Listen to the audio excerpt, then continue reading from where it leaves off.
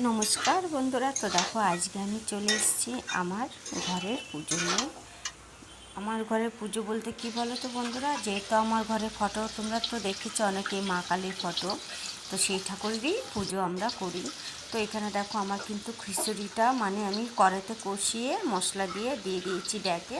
তো তারপরে এই দেখো এখানে কিন্তু সমস্ত ভাজা বসিয়ে দিয়েছি। আর দেখবে পিতলের হাঁড়িতে, পিতলের কড়াইতে দেখবে ঠাকুরের ভোগ রান্না করতে বেশ ভালোই লাগে কিন্তু। আর এখানে দেখো সমস্ত সব সবজি মা বানিয়ে রেখে দিয়েছে। আর যে দেখো, তো আর আমি কিন্তু এদিকে ঠাকুরের রান্নাটা বসিয়ে দিয়েছি। আর এই যে এসছে আমার মামি, একটু হাতে হাতে আমার হেল্প করবে, তো তারই জন্য।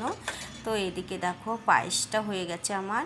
তো এখন আমি কি বলো তো, পায়েসটা সমস্ত বাটিতে হচ্ছে গিয়ে ঢেলে নিচ্ছি, মানে বেড়ে বেড়ে রেখে দিচ্ছি। তো ঠাকুরের সামনে দিতে কি বলো তো সুবিধা হবে। আর নাহলে গামলে ভিতর রেখে দিলে না, পরে দেখবে পায়েসটা না চাপ ধরে যায়, ভালো লাগে না বাটিতে তখন সাজিয়ে দিলে। তারই জন্য আমি যখনই পায়েস মানে বানাই, আমি এরকম বাটিতে রেখে দিই বেড়ে বেড়ে, তো ঠাকুরকে দিতে সুবিধা হবে। তো চলো আমি কি কি ঠাকুরের জন্য ভোগ বানিয়েছি সেটা তোমাকে দেখাচ্ছি। তো এই যে দেখো চলে এসছে, এই যে এক এক করে দেখাচ্ছি। তো দেখো এখানে পায়েস আছে, হচ্ছে গিয়ে লুচি আছে, তো সুজি আছে, এই যে পায়েস বেড়ে রেখেছি সেটা তো তোমরা আগেই দেখেছো। পনিরের তরকারি আছে, আর এই যে রসনার হাঁড়ি একটা, মানে আমাদের ঘরের একটা, বাইরের ঠাকুরের। আর এই যে এখানে ভোগ খিচুড়ি। তো এখন আমি ঠাকুরের জন্য সমস্ত সব কিছু সাজাবো। আর এই যে এইদিকে দেখো বন্ধুরা, আর এই যে হচ্ছে নিরামিষ তরকারি।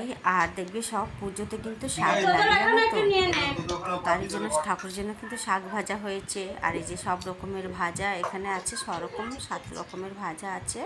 আর এই হচ্ছে পনিরের তরকারি করেছে আলু দিয়ে, আর আমের চাটনি করা হয়েছে।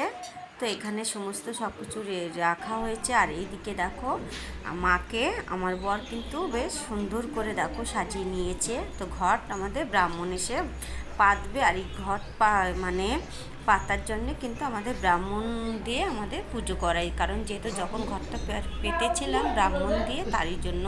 আর বলো আমার ঠাকুর ঘরটা কীরকম হয়েছে সাজানো, তো পুরোটা কিন্তু আমার বর এদিকে গুছিয়ে নিয়েছে। দেখো আর আমার কিন্তু এদিকে গুছানো গাছানো সমস্ত কমপ্লিট হয়ে গেছে। তো এখনই চলে আসবে ঠাকুর মশাই। আর আমার ভিডিওটা দিতে অনেক দেরি হয়ে গেলো, কারণ জানোই ততদিন পুজো পাল গেল, অনেক ব্যস্ত ছিলাম।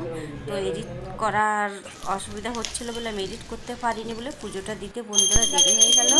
আর এই যে দেখো এদিকে কিন্তু আমার পুজো মানে শুরু হয়ে শেষ হতে চলছে। তো বন্ধুরা রাখছি, আবার একটা বছরের অপেক্ষায়।